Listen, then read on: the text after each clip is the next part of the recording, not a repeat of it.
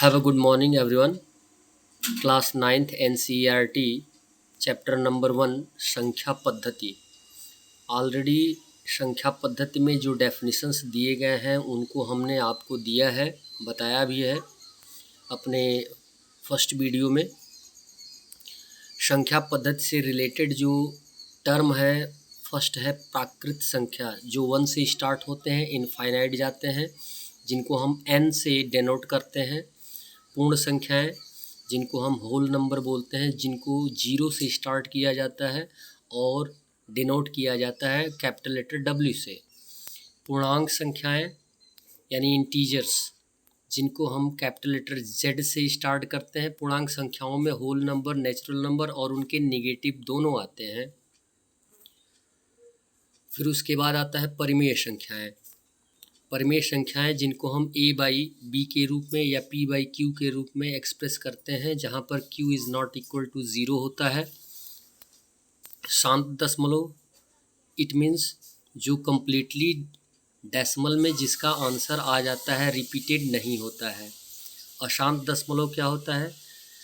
जिसको या जिसका आंसर जो होता है वो डेसिमल में रिपीट होता जाता है,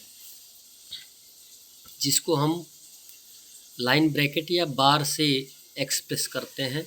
चैप्टर नंबर 1 की बात आती है। क्वेश्चन नंबर 1 दिया गया है, क्या शून्य एक परिमेय संख्या है? क्या इसे आप p/q के रूप में लिख सकते हैं, जहां p और q पूर्णांक हैं और q is not equal to 0? आपसे पूछा जा रहा है और बार बार बताया जाता है कि होल नंबर और जितने भी इंटीजर्स हैं उनको हम as a rational number express कर सकते हैं। परिमेय संख्या जिसको बोलते हैं रेशनल नंबर। केवल q का फॉर्म दिया गया है, यानी ये 0 नहीं होना चाहिए, डेनोमिनेटर नहीं 0 होना चाहिए। 0 न्यूमरेटर हो सकता है, यानी p हो सकता है। तो सॉल्यूशन में दिया गया है हाँ, शून्य एक परिमेय संख्या है, जैसा कि आपको बार बार बताया जाता है, जिसे p/q के रूप में लिख सकते हैं, जैसे 0/1, 0/-1, 0/2 एक्सेट्रा एक्सेट्रा।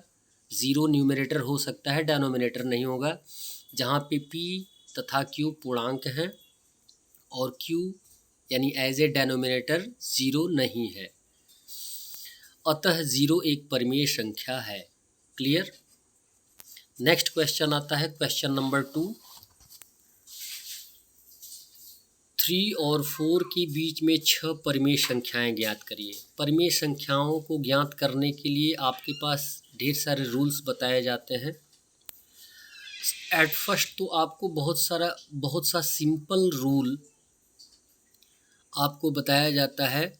परिमेय संख्या इक्वल होता है प्रथम संख्या प्लस द्वितीय संख्या बाई 2। इसको आप ऐसे भी लिख सकते हैं x + y/2, a + b/2।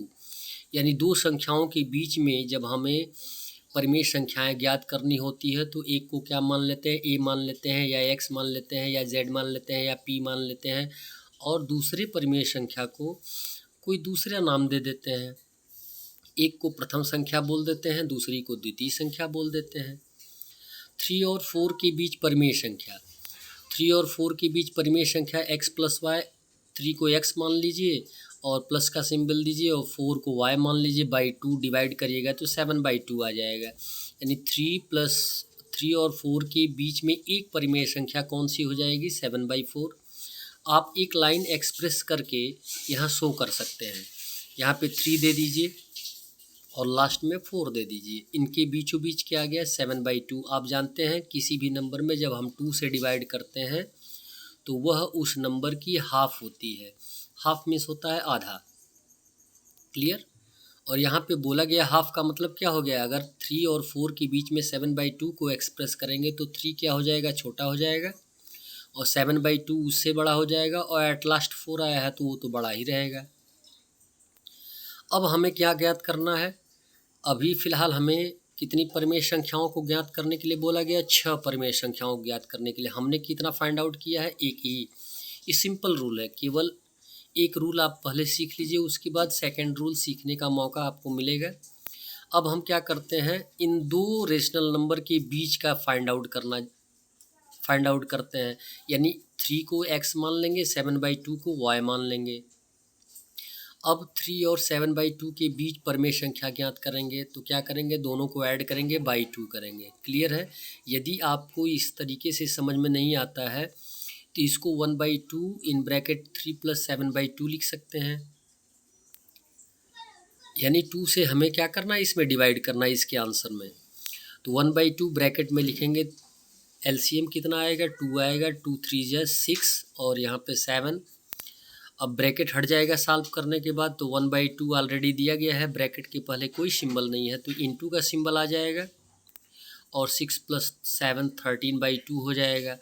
कोई रेड्यूसिंग टर्म तो यहाँ पे दिया नहीं गया है, किसी को काट कर आप छोटा नहीं कर सकते, इसलिए आप क्या कर देंगे, मल्टीप्लाई करके लिख देंगे 13/4। तो दूसरा क्या आ गया, 13/4 किसके किसके बीच, 3 और 7 के बीच। हम किसी भी रेशनल नंबर को ए और बी मानकर उसके बीच का रेशनल नंबर फाइंड आउट कर सकते हैं। वैसे तो दो रेशनल नंबर के बीच में इनफाइनाइट असंख्य रेशनल नंबर हम फाइंड आउट कर सकते हैं, केवल आपको एक रूल बताया जा रहा है कितना कितना फाइंड आउट करना है। तो 2 आ गया, हमने 3 और 7/2 के बीच में 13/4 को एक्सप्रेस कर दिया। अब या तो 3 और 13/4 के बीच का फाइंड आउट करिए या 7 और 4 के बीच का फाइंड आउट करिए। यहाँ पे दिया गया 7 और 4 के बीच के परमेय संख्या, मैटर वही रहेगा, एक को x मानेंगे दूसरे को y मानेंगे। यदि आप ऐसे नहीं लिख पाते हैं बाई 2 करके, तो आप 1/2 करके सॉल्व कर सकते हैं। एडिशन तो आता ही होगा, मल्टीप्लिकेशन आ जाएगा 15/4। तो 7/2 के बीच में 15/4 को एक्सप्रेस कर देंगे, 7/2 और 4 के बीचों बीच, क्योंकि इन दोनों के बीचों बीच का ही हमने फाइंड आउट किया, हाफ ही फाइंड आउट किया 2 से डिवाइड करके। सेम कंडीशन आएगा, हमने 15/4 फाइंड आउट किया। अब 3 और 13/4 कर देंगे, 3 और 13/4 के बीच का फाइंड आउट करेंगे। तो 3 को x मान लेंगे, 13/4 को y मान लेंगे, सॉल्व कर देंगे, टर्म वही रहेगा 3 + 13/4/2, तो 1/2 3 + 13/4 सॉल्व कर देंगे। तो इनके बीचों बीच अब जितने भी आपको फाइंड आउट करने हैं दो रेशनल नंबर बीच में, तो आप एक को x मानेंगे एक को y मानेंगे। अब हमें कितना लाना है, केवल 6 ही रेशनल नंबर फाइंड आउट करना है। तो यहाँ काउंट कर लीजिए, 1 2 3 4 5 6 आ गया। क्लियर है। इन सबको आपको क्या करना है, वेरीफाई करना है 13/8 तक, 31/8। क्लियर है। 6 है, काउंट करके लिख देंगे कि आपके पास 6 रेशनल नंबर्स बिटवीन 3 और 4 क्या आया है, कितना आया है, कौन कौन आया है। ये थोड़ा सा लॉन्ग प्रोसेस होता है, लॉन्ग प्रोसेस को एक बार सीख जाएंगे तो बड़ी आसानी रहेगी। दूसरा तरीका क्या है, सेकंड मेथड, इसमें आपको बताया जाता है कि 3 और 4 के मध्य 6 परिमेय संख्या ज्ञात करनी है। तो हम क्या करते हैं, अंश तथा हर में, अंश जानते ही हैं 3 है 4 है, और हर क्या हो जाएगा 1 मान लेंगे। अंश तथा हर में यानी न्यूमरेटर एंड डेनोमिनेटर में हम क्या करते हैं, 6 + 1 6 परिमेय संख्याएं ज्ञात करनी होती हैं, तो उनमें 1 ऐड कर देते हैं। 6 से भी हम मल्टीप्लाई कर सकते हैं, लेकिन हमारे पास रेशनल नंबर कम से कम आएगा। उससे ज़्यादा नंबर को ऐड करेंगे यानी उससे ज़्यादा से मल्टीप्लाई करेंगे, तो आपके पास ढेर सारे रेशनल नंबर ज्ञात करने के लिए टर्म मिल जाएगा आपको। तो 6 + 1 = 7 से गुणा करेंगे। यहाँ देखिए फर्स्ट क्या है, 3 है, तो 3/1 हम लिख सकते हैं, इंटू 7/7 कर देंगे तो 21/7 आ जाएगा, एक आ गया। ठीक, क्लियर है। ये बहुत आसान सा मैटर है। फिर 4 भी दिया गया है, तो 4/1 हम लिख सकते हैं एज ए रेशनल नंबर, 7/7 से मल्टीप्लाई कर देंगे 28/7। अब देखिए हमारे पास दो टर्म आ गया, 3 का कितना आया है 21/7 और 4 का आया है 28/7। क्लियर। अब इनके बीच कितना आ सकता है, 6 रेशनल नंबर्स फाइंड आउट करना है, तो 21 के बाद आता है 22/7, यहाँ हमने लिखा है। तो 21/7 और 28/7 के मध्य संख्याएं कौन कौन सी आ जाएंगी, 22/7, 23/7, 24/7, 25/7, 26/7, 27/7। कितनी रेशनल नंबर्स है? 6 रेशनल नंबर्स है। That's all. आपको यदि डिटेल्ड स्टडी चाहिए तो new era coaching centre channel को सब्सक्राइब करें और वीडियो को लाइक करें। धन्यवाद।